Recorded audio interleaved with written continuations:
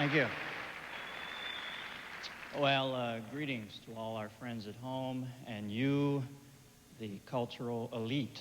I'm your esoterically snobby host, Dennis Miller, and welcome to the 1992 Emmy Awards. Hey, they can't cancel an award show, can they? You know, thank you for bordering on applause. I just drove in from the beach house I'm sharing with Sajak and Dees, and,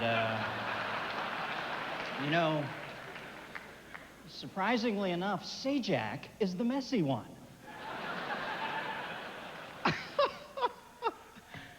I know this is a new look for me.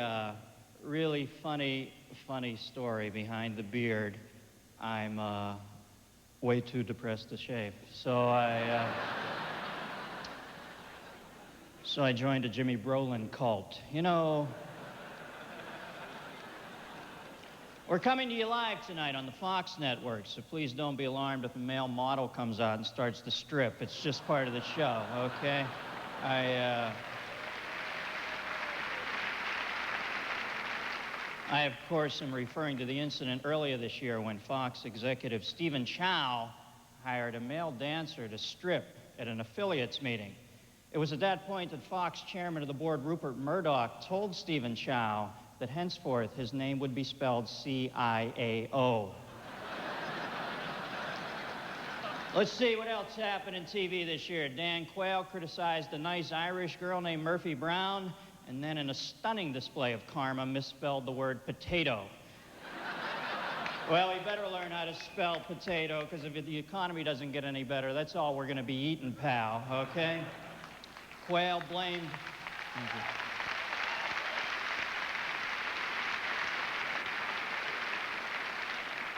Quayle blamed Murphy Brown. Bush criticized The Simpsons.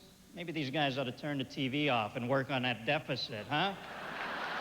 And you know...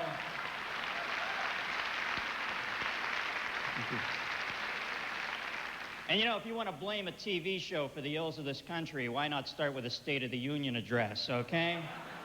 Bill Clinton, of course, said that he had seen Murphy Brown, but he hadn't watched it.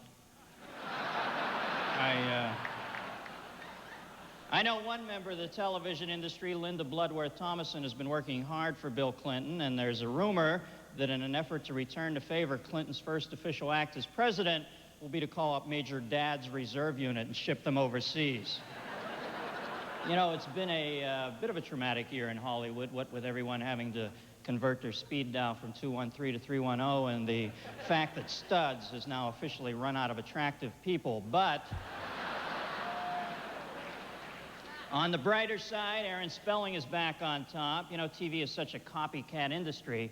Public television already has a new show called Beverly Sills 90210, and I just saw Aaron's new show, Melrose Place, or some people like to call it 23 and a half something. I saw the new episode where the pool skimmer breaks and they carry out their collective suicide pact. It was hot. Quantum Leap has received 8 nominations this year. You know, we might as well give it to him because he's just going to come back and take them anyway. And in technology news this past year, we saw rapid advancements in the field of virtual reality.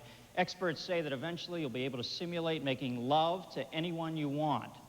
You know, folks, if there ever comes a time when an unemployed steelworker can lay on his Barcalounger with a beer in one hand and a channel flicker in another and make love to Claudia Schiffer for 1995, it's going to make crack look like Sanka, okay? Thank you.